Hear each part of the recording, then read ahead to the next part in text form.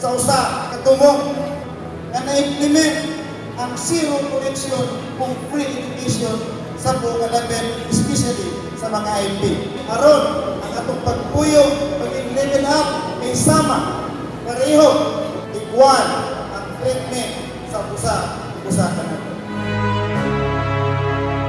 Ngayon na among ipabot, hindi ng mga barangay kinasintasi na among ihatag, na among suporta sa atong halanggong mayor, Vice Mayor, alang sa kayuhan o kalambuan sa atong lungsod sa Alabel. The Organic Agriculture Ordinance of Alabel, Sarangani Province, let us embrace religiously the wisdom of this technology. It is my constant prayer that may the Lord God bless the Sangguniang Bayan of Alabel and will be given a power to be true agents of change.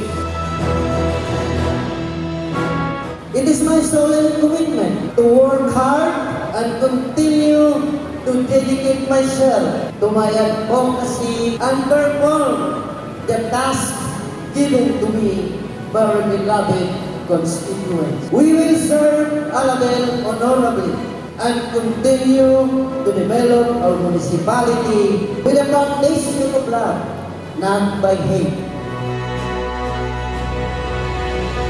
Magtrabaho kita alang sa hinanalig, panginahanglanon o malawtayong kalambuan sa katawhan. Ipadayon kong suportahan ang programa sa social services, especially sa tanang mga senior citizens and PWDs. I will do my part in the terms of Sangguniang Bayan according to the best of my capacity, guided by the virtues of humility, fear in God, and my love for the Alabelians. I will continue to commit that my efforts in local legislation, drafting and enacting ordinances and resolutions that will have positive impact and relevance on the lives of the people of Alabel, in ensuring honest, equitable, effective, and efficient municipal governance. Ladies and gentlemen, mga kaigsuunan, I will continue to commit and assure all of you that I will not fail you. As time turns its trades, many things would break and lost their luster. But through times, a public servant will always find ways to extend a public service. Our time in public service is not evaluated by what has been harvested, but what has been planted. This is indeed a tough job. We make a living by what we get, but we make alive by what we give. My colleagues, you are here, and I am here again, not to compete, but to complete and to serve and be the channel of continuing Alabel to a greater municipality and into a city through legislation and proper implementation of plans, programs, and projects. Today, we continue our journey to achieve our aspirations and to truly transform it into reality. Realidad sa servisyo o programa na mabati, makita o matagamtaman sa tanang taga-Alabel. Public servants are servant leaders. Their mission is to serve and not to serve. Nasa ako ang pagpanibisyo sa katauhan sa Alabel, kinahanglan na unahon ang pinakamaayong interes para sa katauhan bago ang pansariling interes.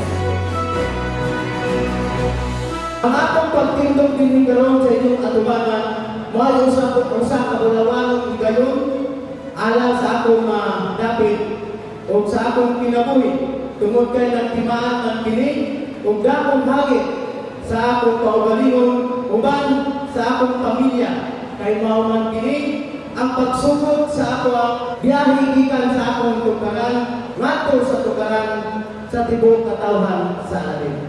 Ang importante makatabang kita sa katawhan isip mandong sa atong panerpisyo ug wado na nato ang politika.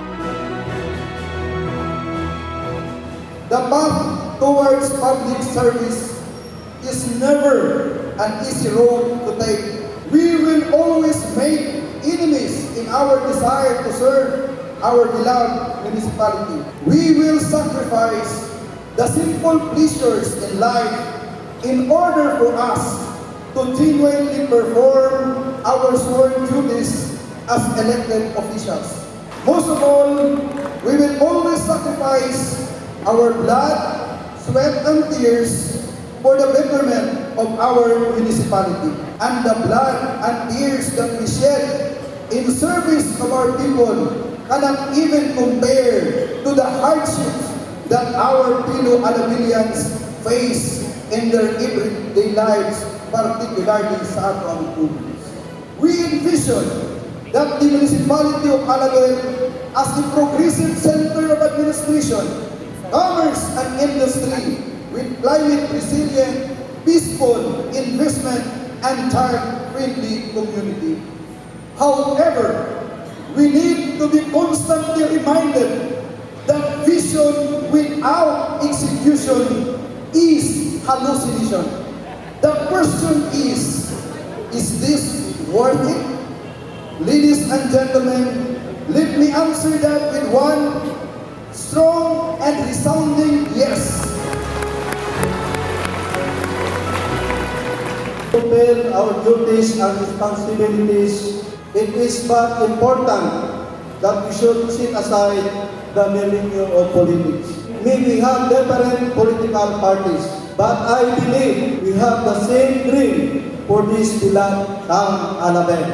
As the elected chief executive of this town, I have many plans, programs, and activities in the pipeline. Butangan nato og dakong kasing-kasing, natanaw nato ang mga bata nga diya sa eskwelahan. Smile Alabel program, which will bring the basic services of the government closer to the barangay.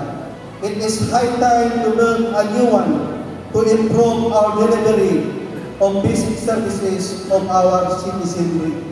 Livelihood and employment, we can have tie-ups with the government agencies like the TISDA and the DOLE and the prominent companies for skills and development and job opportunities. Business sector are the key players in spurring the robust and vibrant economic activities in our municipality. Awards and incentives to our employees that will encourage our workers in the municipal government to perform better. We need to complement each other, to complete and not to compete. Good governance is always grounded on the tenet of this transparency, accountability, responsiveness, and participation. The job will be put by the roads and living by road, but the things get easier with you as our partner and our source of hope and inspiration. In addition, with my living principle, Smile Alabel, ACE stands for Servisyo, N Matinutanon ay integridad, N Lauman, E epektibo para sa lungsod sa Alabel. Ginangyong takamong tanan atong liniyon o maglamano kita o ino nato Smile Alabel. Daghang salamat kaninyong tanan, kamong tanan, mahal po kamo.